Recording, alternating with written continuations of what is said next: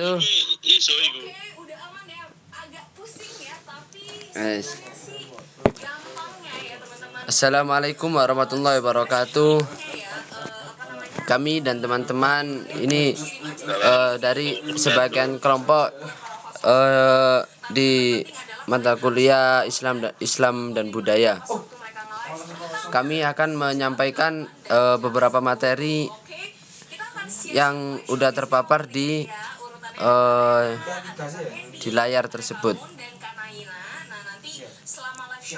Dan ada materi, ini adalah kelompok-kelompok kami, dan materi yang pertama yaitu apa itu Islam.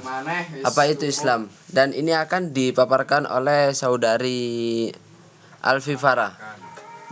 Ya, untuk saudari Alfifara dipersilahkan. Terima kasih saya ucapkan kepada moderator atas waktunya.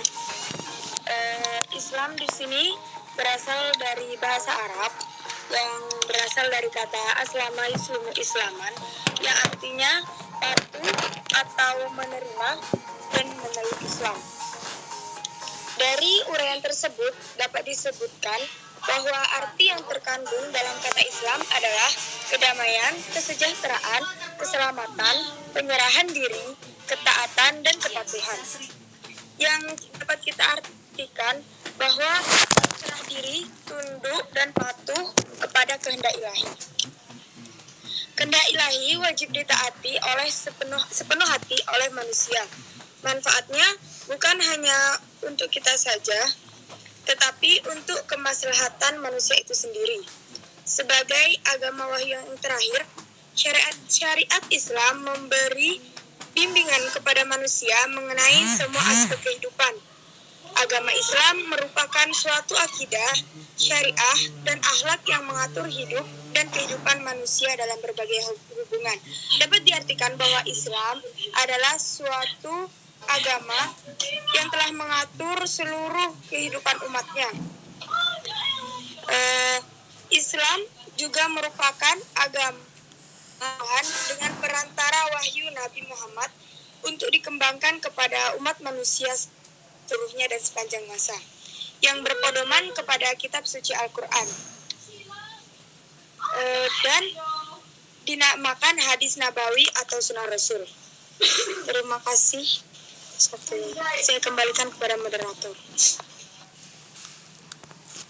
Ya, terima kasih untuk saudari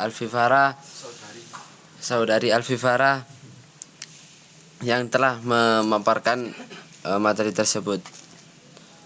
Dan yaitu materi selanjutnya yaitu apa itu kebudayaan.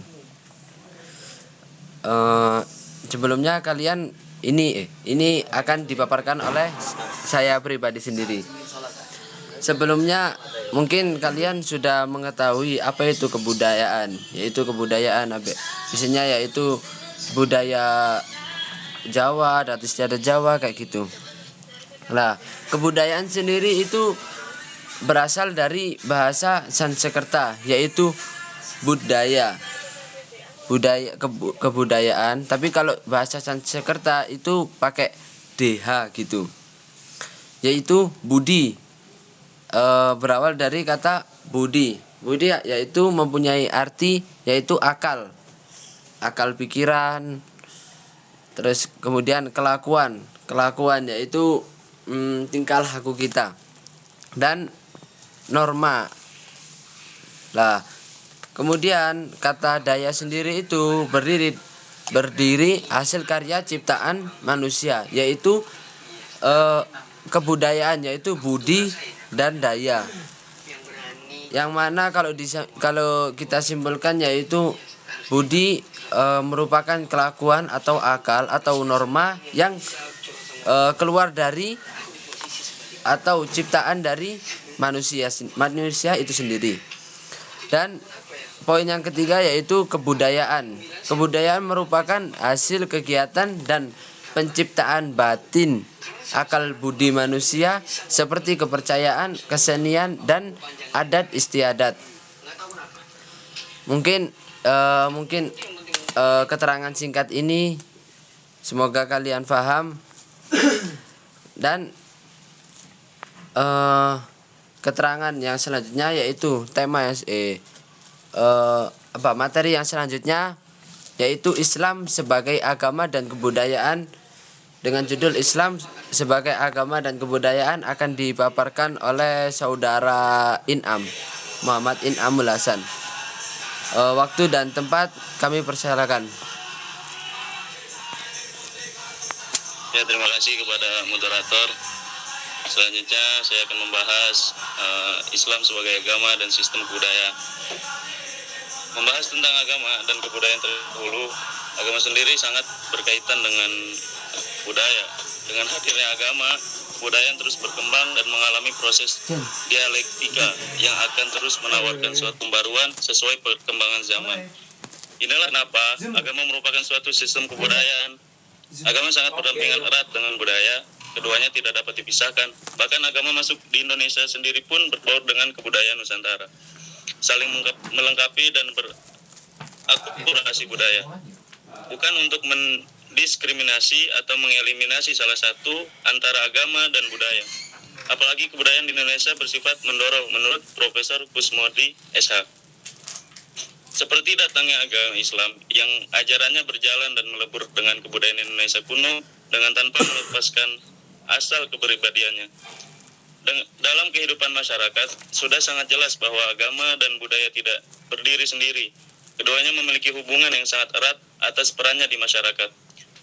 Kebudayaan yang bertugas sebagai kebiasaan tata cara hidup di masyarakat yang diciptakan manusia itu sendiri dan hasil dari cipta rasa yang diberikan oleh Tuhan. Sedangkan agama berperan sebagai pedoman hidup manusia yang diciptakan oleh Tuhan, yang dimana keduanya saling mempengaruhi satu sama lain. Kebudayaan yang selalu menjadi perantara terus-menerus dipelihara untuk generasi selanjutnya sebagai pewaris budaya. Selanjutnya, kebudayaan digunakan untuk memahami agama yang terdapat di masyarakat melalui sumber dari agama, yaitu wahyu, melalui penalaran yang diproses penganutnya.